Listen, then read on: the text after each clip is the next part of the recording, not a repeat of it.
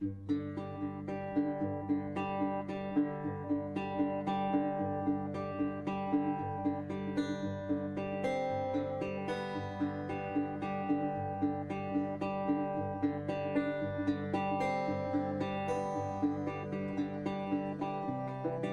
la trayectoria de un paciente en el ámbito hospitalario, la incertidumbre, el miedo a lo desconocido, a la enfermedad, hacen que el paciente se vuelva un ser vulnerable. Por todo ello es importante que el personal sanitario no solamente tenga formación a nivel científico y técnico, sino que también adquiera habilidades de comunicación, ya que nuestros pacientes y sus familiares no olvidarán nunca dónde, cuándo y cómo se les informó, influyendo este hecho en la capacidad de afrontar la enfermedad en el futuro. Por todo ello, es importante que cuidemos el lenguaje no verbal, ya que parte de nuestro mensaje se va a transmitir de esta manera. Es importante que cuidemos el saludo, la entonación, que miremos al paciente a los ojos y no continuamente al ordenador y que nos mostremos cercanos. También es importante que estemos atentos al lenguaje no verbal del paciente, ya que nos va a aportar mucha información de cómo se siente. Por otro lado, debemos cuidar el entorno que elegimos a la hora de informar. Debemos evitar informar de pie en un pasillo y con prisas, las continuas interrupciones en la consulta por compañeros que abren la puerta o las llamadas telefónicas.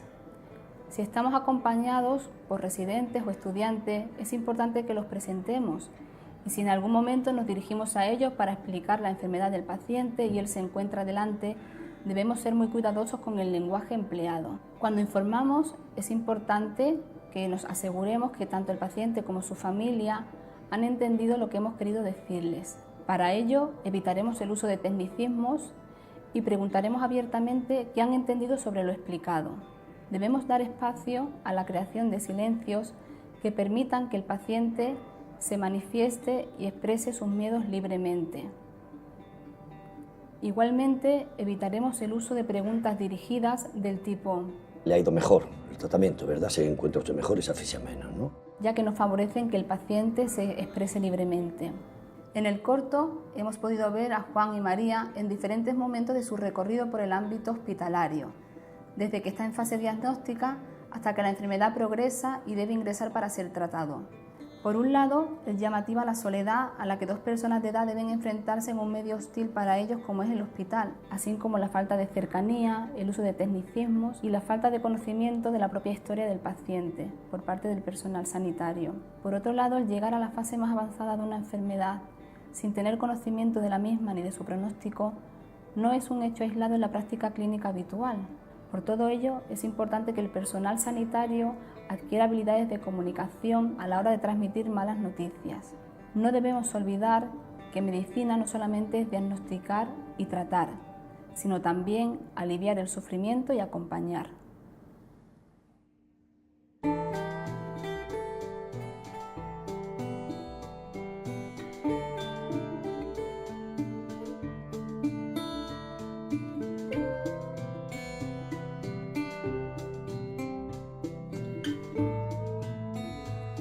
Cuando el equipo de atención primaria va al domicilio del paciente, entramos en su terreno. Los pacientes nos abren sus puertas, entramos en su salón, entramos en su dormitorio, entramos en su ambiente. Ellos ya no están en el hospital, ya no están en camas extrañas, ya no se tapan con sábanas extrañas, ya no es un ir y venir de gente desconocida. Estamos en sus casas con sus cosas. Cuando en la escena de la enfermera Carmen con Martín, el médico de familia, la conversación que mantienen en el coche, la enfermera le transmite información muy importante a Martín, información que no está en una historia clínica, pero habla de las cosas de María y de Juan. Le habla de la muerte de un hijo, le habla de la afición que tenía María por la pintura, afición que dejó cuando murió su hijo.